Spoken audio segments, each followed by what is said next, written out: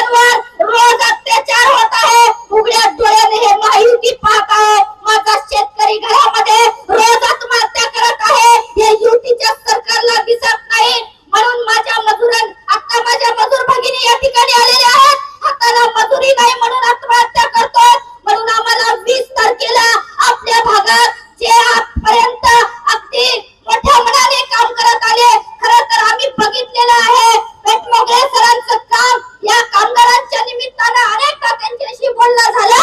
अर्ध्या रात्री जरी त्यांना फोन केला तर ते फोन रिसीव्ह करून ते काम मार्गी लावल्याशिवाय त्यांना झोप येत नाही. असे आपल्या भागात